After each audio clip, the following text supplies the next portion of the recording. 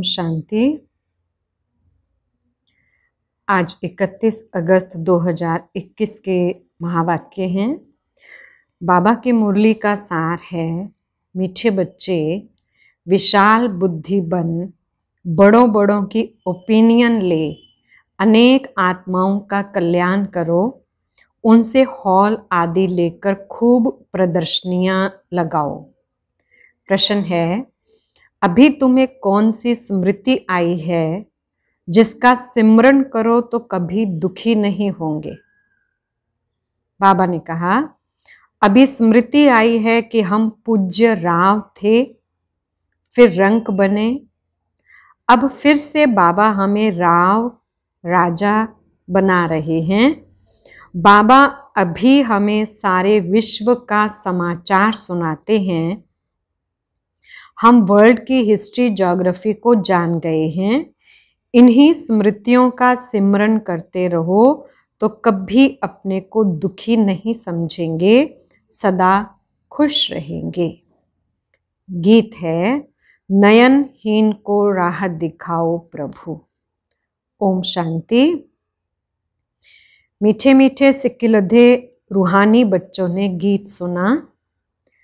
बच्चे समझते हैं कि बाप को मिलना व बाप से वर्षा लेना बहुत सहज है। गाया भी जाता है, बाप से 1 सेकंड में जीवन मुक्ति का वर्षा मिलता है। जीवन मुक्ति माना सुख, शांति, संपत्ति आदि का वर्षा। अब जीवन मुक्ति और जीवन बंध 2 अक्षर हैं। बच्चे जानते हैं इस समय भक्ति मार्ग और रावण राज्य के कारण सब जीवन बंध में हैं। बाप आकर बंधन से मुक्त करते हैं, वर्षा देते हैं। जैसे बच्चा जन्मा और माँ बाप, मित्र संबंधी आदि समझ जाते हैं, वारिस पैदा हुआ। जैसे यह समझना सहज है, वैसे यह भी सहज है।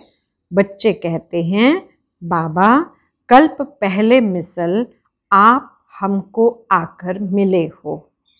आपसे ही सहज वर्षा पाने का रास्ता मिला है। यह तो हर एक जानते हैं कि नई सृष्टि का रचयिता भगवान ही है। वह हमको भटकने से बचाते हैं। कल भक्ति करते थे, आज बाप से सहज ज्ञान और राजयोग का रास्ता मिला है।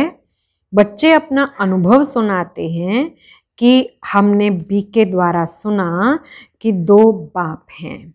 यह सिवाय तुम्हारे और कोई मुख से कह ना सके कि 2 बाप हैं। तुम्हारी हर एक बात वंडरफुल है। अभी स्मृति में आता है, जो यहाँ के होंगे उनको झट स्मृति में आ जाएगा। हाँ, स्मृति में आए हुए को भी माया कोई समय जोर से थप्पड़ लगाए विस्मृत कर देती है। इसमें बच्चों को बड़ा खबरदार रहना है। स्मृति तो बाप ने दिलाई है। पवित्रता का कंगन भी पूरा बांधना है। रक्षा बंधन का रहस्य क्या है, सो तो अभी तुम जानते हो। किसने यह प्रतिज्ञा कराई है? काम तो महाशत्रु है। बाप कहते हैं, मेरे साथ प्रतिज्ञा करो कि कभी भी पतित नहीं बनूंगा और मुझे याद करते रहो तो आधा कल्प के पाप जलकर खत्म हो जाएंगे। बाप गारंटी करते हैं, परंतु यह तो बच्चे समझते भी हैं। बाप गारंटी करते, ये तो बात ठीक है ना। सोनार गारंटी भी क्या करेंगे कि हम पुराने जेवर को नया बनाएंगे। उनका तो ये काम ही है। आग में डालने से जरूर वह सच्चा सोना बन ही जाएगा। तो बाप समझाते हैं, आत्मा में भी खाद पड़ी है। कैसे सतो रजो तमो में आते हैं, ये बहुत सहज है। चित्र भी इसलिए बनाए हैं कि इस पर सहज समझा सकें। यूनिवर्सिटीज, क्लासेस आदि में भी नक्शे होते हैं ना, अनेक प्रकार के। तुम्हारे भी यह नक्शे हैं। तुम अच्छी रीति किसको समझा सकते हो? ज्ञान सागर पतित पावन बाप ही आकर यह रास्ता बताते हैं, और कोई पतित को पावन बना ना सके। नयनहीन दुखी मनुष्य हैं। तुम बच्चे जानते हो, पहले 2 युगों में दुख होता नहीं, ना भक्ति होती है, वह है ही स्वर्ग। भारत के इस समय के मनुष्यों का और भारत के प्राचीन मनुष्यों का कंट्रास्ट है ना, परंतु यह और कोई समझते नहीं। कितनी पूजा चलती है, जितना जितना जो साहूकार होते हैं उतना देवी देवताओं को अच्छे जेवर पहनाते हैं। बाबा खुद अनुभवी है। बॉम्बे में लक्ष्मी नारायण का जो मंदिर है, उनके ट्रस्टी ने लक्ष्मी नारायण के लिए हीरों का हार बनवाया था। बाबा को उस ट्रस्टी का नाम भी याद है। पहले शिव बाबा का मंदिर बनाया तो उनको बहुत सजाया, फिर देवताओं का बनाया तो लक्ष्मी नारायण आदि को भी कितने जेवर पहनाए। उस समय कितना धन होगा। मोहम्मद गजनबी कितने ऊंट भरकर ले गए। भारत में कितना अथाह धन था। अभी तुम यथार्थ रीति समझते हो हमारा भारत क्या था। हमारे भारत में कुबेर का खजाना था। हीरे जवाहरों के मंदिर बनाते थे। अभी वह चीजें हैं नहीं, सब लूट कर ले गए। अभी तो क्या हाल हुआ है। तुम ही पूज्य राव थे, फिर तुम ही 84 जन्म ले पूरे रंक बने हो।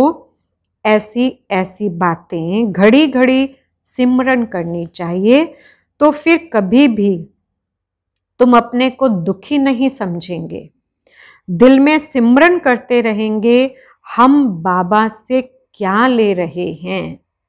बाप आकर हमको सारे विश्व का समाचार सुनाते हैं। ये वर्ल्ड की हिस्ट्री ज्योग्राफी कोई भी जानते नहीं। तुम जानते हो, पहले एक धर्म, एक राज्य, एक मत, एक भाषा थी, सभी सुखी थे। पीछे ये आपस में लड़ने झगड़ने लगे और भारत टुकड़ा टुकड़ा होने लगा। पहले ऐसे नहीं था। वहां कोई भी किस्म का दुख नहीं था, बीमारी का नाम निशान नहीं था। उसका नाम ही है स्वर्ग। तुमको अपनी स्मृति आई है, बरोबर कल्प कल्प हमको विस्मृति होती है, फिर स्मृति में आता है। पहली एकज भूल हुई है, जो रचता और रचना को भूल गए हैं। अभी तुम आदि मध्य अंत को जानते हो। सतयुग में भी यह नॉलेज नहीं होगी, वो फिर परंपरा कैसे चल सकती। उस समय मुख्य जो राजे लोग ही होते हैं, ऋषि मुनि थोड़े ही होते हैं। वे द्वापर से आते हैं। ऋषि मुनि आदि को खान पान भी राजाओं से ही मिलता है। राजाएं संभाल करते हैं, क्योंकि फिर भी संन्यास तो करते हैं ना। प्राचीन भारत का प्राचीन राजयोग गाया जाता है। प्राचीन ऋषि मुनि नहीं कहेंगे, वह तो द्वापर में ही आते हैं। वह राजाओं के आधार पर चलते हैं। कहते हैं हम रचता और रचना को नहीं जानते हैं। बाप कहते हैं ये खुद राजाएं भी नहीं जानते। इस दुनिया में कोई भी इस नॉलेज को नहीं जानते। अभी तुम बच्चे समझदार बने हो। लक्ष्मी नारायण के मंदिर जो बनाते हैं, उनको तुम लिख सकते हो। इतने लाखों रुपए खर्च कर मंदिर बनाया है, परंतु उनकी जीवन कहानी का आपको पता है? इन्होंने राज्य कैसे पाया, फिर कहाँ चले गए, अभी कहाँ हैं? हम आपको सब राज बता सकते हैं, ऐसा उन्हों को लिख सकते हैं। तुम बच्चे तो हर एक की जीवन कहानी को जान चुके हो, तो क्यों नहीं लिखना चाहिए? हमको टाइम दो तो हम एक एक की जीवन कहानी बताएंगे। शिव के मंदिर जो बनाते हैं उनको भी तुम लिख सकते हो। बनारस में शिव का मंदिर कितना बड़ा है, वहां भी ट्रस्टी लोग होंगे। कोशिश करनी चाहिए बड़ों बड़ों को समझाएं। बड़े आदमी समझ गए तो उनका आवाज बहुत होता है, गरीब लोग झट सुन लेते हैं। मदद बड़ों की लेनी है, ओपिनियन भी बड़ों बड़ों की लिखवानी है, क्योंकि उन्हों का आवाज भी मदद करता है। वास्तव में वह इतना आवाज करते नहीं हैं जितना होना चाहिए। तुम प्रेसिडेंट को भी समझाते हो, अच्छा अच्छा भी कहते हैं। चीफ मिनिस्टर, गवर्नर आदि ओपनिंग करते हैं, लिखते हैं ये बीके तो बहुत अच्छा सहज रास्ता ईश्वर से मिलने का बताते हैं, परंतु ईश्वर क्या चीज है ये कुछ भी समझते नहीं। सिर्फ उस समय कहते हैं रास्ता बड़ा अच्छा है, शांति मिलने का मार्ग अच्छा है, परंतु खुद नहीं समझते हैं। बाबा बड़ों बड़ों को समझाने के लिए भी कहते हैं, बड़े बड़े मनुष्यों से बड़े बड़े जो नामी ग्रामी हॉल हैं वह ले लो, बोलो हम सब मनुष्यों के कल्याण के लिए ये प्रदर्शनी हमेशा के लिए रखना चाहते हैं, सिर्फ एडवर्टाइज करनी है। ऐसे 50 या 100 हॉल लेने चाहिए। भारत तो बहुत बड़ा है ना, एक एक शहर में 10-12 हॉल लो। अखबार में पढ़ जाए इतने हॉलों में प्रदर्शनी हो रही है, जिनको समझना है वह आकर समझें, तो कितने का कल्याण हो जाएगा। बच्चों को बड़ा विशाल बुद्धि बनना चाहिए, सर्विस बच्चों को करनी चाहिए ना। बाप सब बच्चों को कहते हैं प्रदर्शनियां बहुत जोर शोर से करो, बाबा तैयारी करा रहे हैं। बच्चों को कोशिश करनी चाहिए, यह सब समझने की बातें हैं। भगवान आते हैं, प्रजापिता ब्रह्मा द्वारा रचना रचते हैं प्रजा की, तो जरूर कितने ब्राह्मण रचे होंगे, अब फिर रच रहे हैं, कितने ब्राह्मण ब्राह्मणियां हैं। बाबा यह ब्राह्मण धर्म रचते हैं संगम पर। तुम प्रैक्टिकल में देख रहे हो और समझ रहे हो, यह बातें कोई शास्त्रों में नहीं हैं। तुम बच्चे समझते हो बाबा आते ही तब हैं जब पतित दुनिया को पावन बनना होता है। यह भी जानते हैं परमात्मा प्रजापिता ब्रह्मा द्वारा ही रचना रचते हैं, परंतु कब रचते हैं यह नहीं समझते। वह समझते हैं कोई नई रचना रचते होंगे। ब्रह्मा को तो सूक्ष्म वतन में समझते हैं, अभी तुम समझते हो प्रजापिता ब्रह्मा तो यहाँ है। तुम सूक्ष्म वतन में जाते हो, पवित्र बन फिर फरिश्ते बन जाते हो, साक्षात्कार करते हैं, बच्चे आकर सुनाते हैं, वहाँ मूवी चलती है, वह है ही मूवी वर्ल्ड। तुमने मूवी बाइस्कोप भी देखा था। अभी प्रैक्टिकल सब बातों को तुम जान चुके हो। मूल वतन है साइलेंस वर्ल्ड, वहां आत्माएं रहती हैं। सूक्ष्म वतन में सूक्ष्म शरीर भी है, तो जरूर कुछ भाषा भी होगी। तुम बच्चों की बुद्धि में है हम आत्माओं का स्थान शांति धाम है, फिर है सूक्ष्म वतन। वहाँ ब्रह्मा, विष्णु, शंकर रहते हैं और यह है कलयुग और सतयुग का संगम। यहाँ बाप आते हैं, यहाँ से तुम ब्राह्मण जाते हो, पियर घर और ससुर घर है ना। यहाँ दोनों तुम्हारे पियर हैं। बाप दादा दोनों मेहनत करते हैं बच्चों को गुलगुल बनाने। मुसलमान भी कहते हैं गार्डन ऑफ अल्लाह। कराची में एक पठान था, वह सामने खड़ा होता था, देखते देखते गिर पड़ता था। पूछा जाता था तो कहता था, हम खुदा के बगीचे में गया, खुदा ने फूल दिया। अब उनको ज्ञान तो था नहीं। अभी तुम समझते हो बगीचा किसको कहा जाता है। यह है कांटों का जंगल और वह है फूलों का बगीचा। तुम्हारी बुद्धि में सारा राज है। सतयुग क्या है, कलयुग क्या है, तुमको बहुत खुशी होनी चाहिए। सारा चक्र तुम्हारी बुद्धि में है। विस्तार तो इनका बहुत है। तुम्हारी बुद्धि में कितना शॉर्ट में बैठा हुआ है। तुम बच्चों ने रचता बाप द्वारा रचना और रचता को जाना है। ब्रह्मा को रचता नहीं कहेंगे, रचता एक है। बलिहारी भी एक की है।